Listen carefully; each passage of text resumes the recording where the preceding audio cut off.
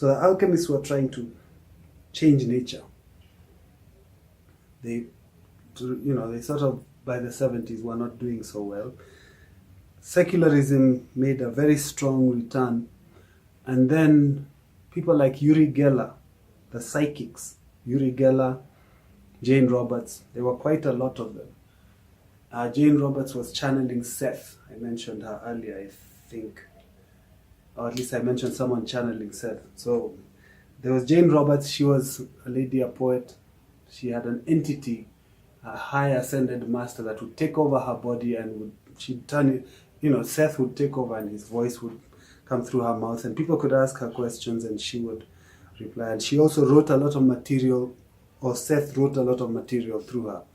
So probably one of the best examples we've seen in recent history of a medium, a channeler, somebody who allows another personality to work through them. Uri Geller, on the other hand, was a psychic in the area of extrasensory perception. I talked just at the end of the last bit, I was talking about how he was bending spoons on TV.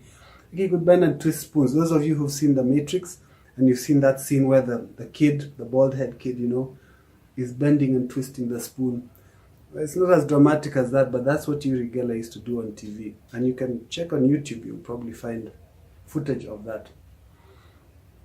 So psychics, extrasensory perception, and by the late 70s, a whole lot of these things, including aliens, ascended masters, Age of Aquarius, the rising of a new human consciousness, humans raising their vibration to a higher level so that they became more spiritually aware and gained superpowers. That's, I think, where I ended last time.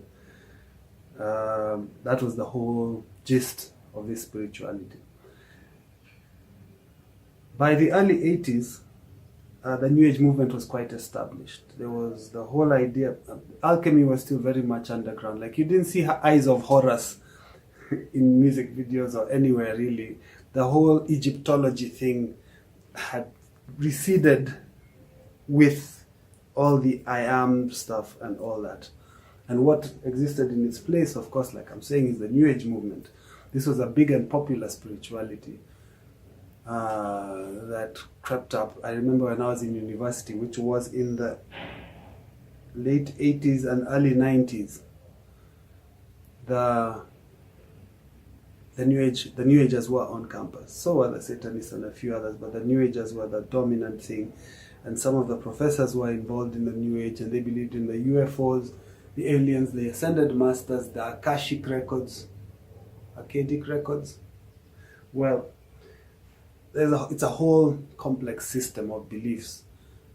Notable for the crystals. They have crystals in which energy is stored and this kind of thing. Very scientific stuff. Very scientific sounding stuff, but really very spiritual. And the strength of the New Age movement, of course, like the strength of the alchemistic movement before it,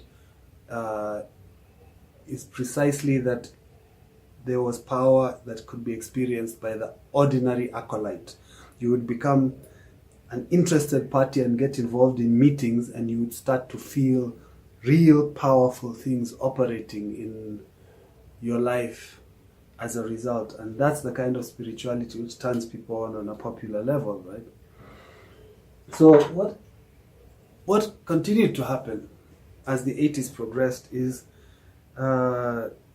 the New Age movement became wildly popular with the release of a book called The Celestine Prophecy.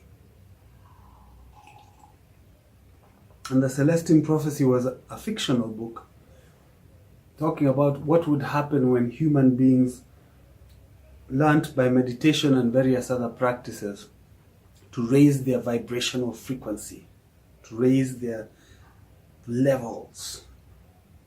So that at a certain level of human vibration frequency, we would develop superpowers, invisibility, flight, and presumably a bunch of other things. I really didn't get into it much, so I don't know exactly what. I had a friend named Ellen who was involved with the New Age, and she was into all the crystals and everything. And in the early 90s, I was surprised to find out that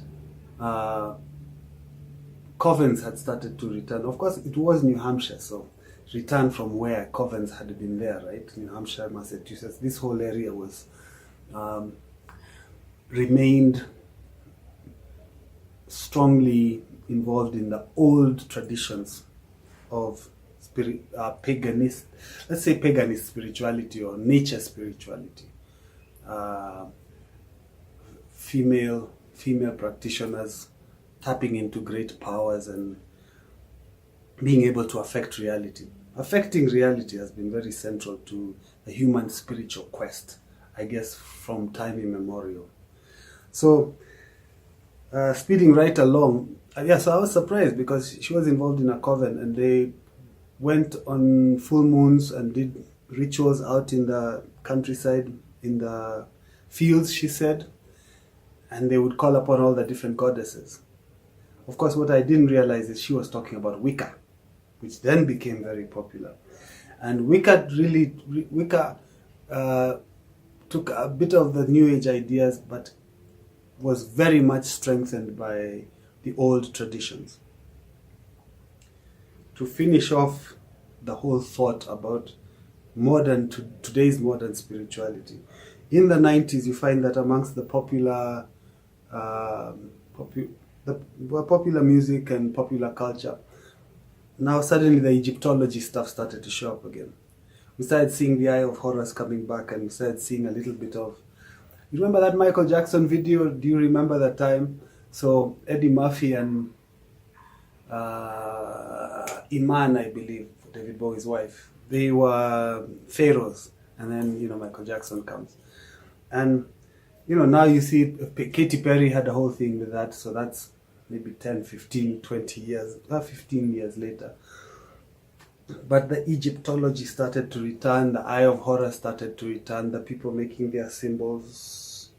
All right, I don't see through that eye. Yeah, the eye in the pyramid.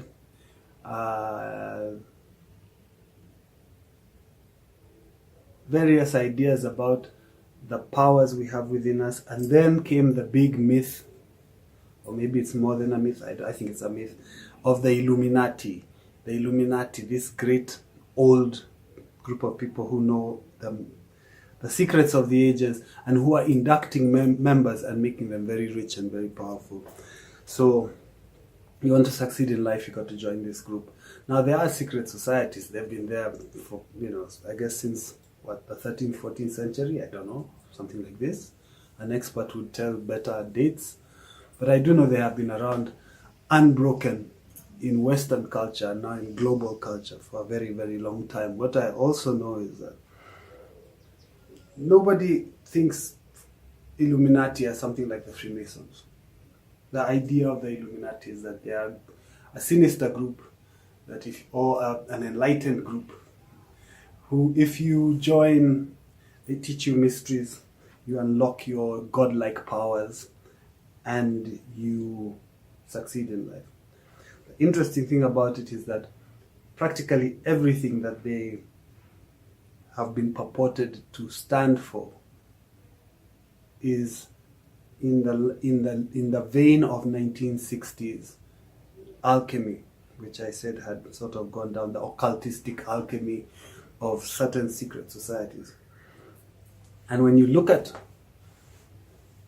what happened with The Secret, which is kind of the Celestine prophecy for the 2000s, The Secret and the Law of Attraction, they became such popular phenomena.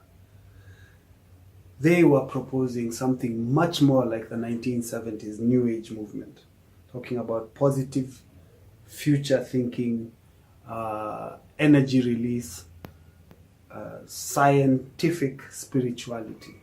It was all really just taken from the New Age, pages from the New Age book.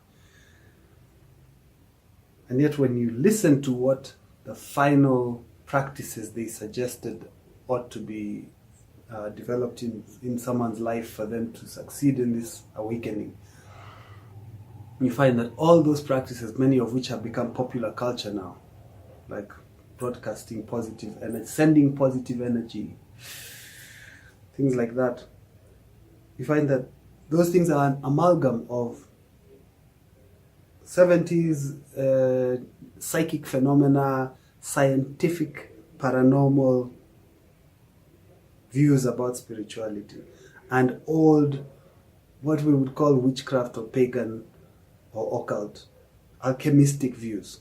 They've merged into one stream, and that stream is the stream that is becoming this big global popular spirituality. I mean by popular, you will hear a Muslim say it just as easy as a Buddhist, just as easy as a Christian, if the Christian isn't very fundamentalist.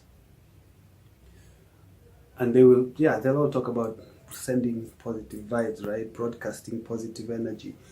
And taking it seriously and really believing that there's a danger to saying negative things. Now, is there a danger to saying negative things?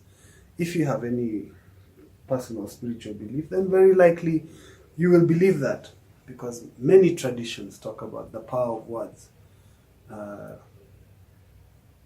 to alter reality. The thing that is unique about the modern spirituality is how much it's about not words but energies or vibes. I guess vibrations is more the new age thing. Energies is this new thing now. So someone will say, well, the energy in my video was very either positive or negative, I don't know. You test the energy and know how the energy is.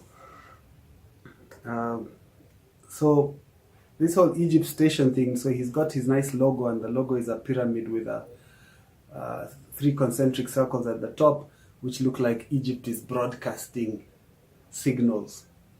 And I find it remarkable that, so the old societies that were involved in the alchemy, they were so interested in Egyptology that, they have the obelisks. There's an obelisk in London and in Rome and in Washington and so on. There's obelisks. These are literal Egyptian fertility symbols. And they're supposed to, if you listen to experts, they're supposed to channel various energies, planetary energies, to produce something good. I don't know what, because I'm not initiated in any of those systems. The purpose of me bringing up that whole lineage was to say, what you see as a very modern spirituality is really very much the old alchemistic sorcery that was promoted from maybe the 1500s. Certainly started to get its footing in the 1200s in Europe, and that has now come into a forceful merger with the futuristic ideas of the New Age movement of the 80s, 90s, and it was dead by the 2000s really. But it's alive. I mean, okay, you don't hear so much about light workers, but you do hear a lot about this law of attraction approach. And it's a very, very old system. And it's a system that, because it uses the standard forms of alchemy that have been used from a very long time ago, it will have some reality to it and some excitement. But there's nothing novel. That's all I wanted to say, is that this is not new. This is what we have seen before. And this is what constantly runs into problems when there's too much of a reality check. Reality checks tend to dissipate it. Why? Because it can't operate in a real environment. Say, what is reality? Let's create our own reality. Well, good luck with that.